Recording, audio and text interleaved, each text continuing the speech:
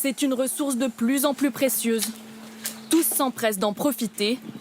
D'ici quelques minutes, l'eau du robinet sera coupée.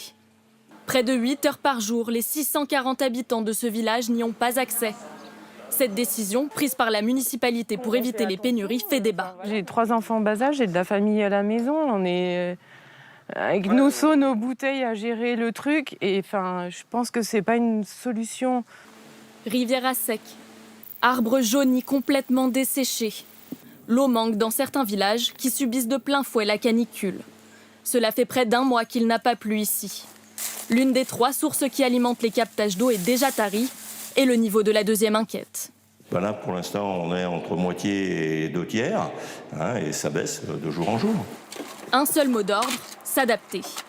Pour arroser son potager pendant les coupures, Lucien remplit ses bidons d'eau à la fontaine, une source non potable. Des bancs de sable qui gagnent du terrain.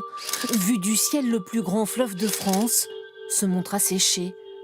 La Loire, il y a 7 ans, la voici allongée à quelques kilomètres de Tours. Même endroit aujourd'hui, plus un filet d'eau, le fleuve peut se traverser à pied. La terre est craquelée sur les rives, la Loire approche du niveau le plus bas de son histoire. La carte postale enchanteresse des gorges du Verdon, filmée ici en 2020, n'est plus. Le niveau a tellement baissé en juillet qu'il est aujourd'hui interdit de naviguer sur le Grand Canyon. À l'entrée des gorges, le lac de Sainte-Croix couleur émeraude s'est terni. Il a perdu toute sa profondeur, du jamais vu depuis les premiers relevés en 1964. Même sort pour le lac de Serponçon dans les Hautes-Alpes, asséché lui aussi. Certains pontons sont inexploitables, hors d'eau depuis déjà 1 mois. Dans le massif du Mont Blanc, à plus de 3500 mètres d'altitude, il n'y a quasiment plus de neige. Pour preuve, ces images satellites prises à seulement 12 mois d'écart.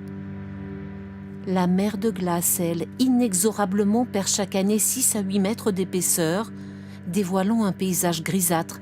Cet été sera celui de tous les records.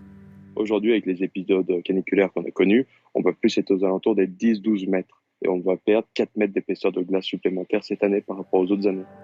À ce jour, l'été 2022 est le plus sec jamais connu depuis 1959.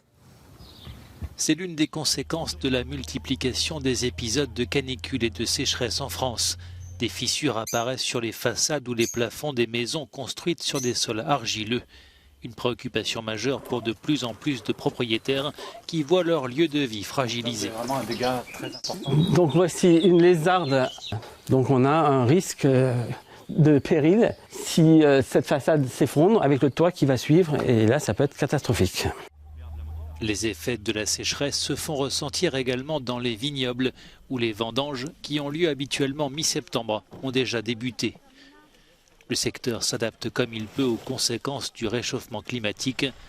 Avec la chaleur, les fréquences d'arrosage augmentent dès la plantation de la vigne. Habituellement, on arrose avant de planter, juste après que ce soit planté, et peut-être 1 ou 2 fois maximum.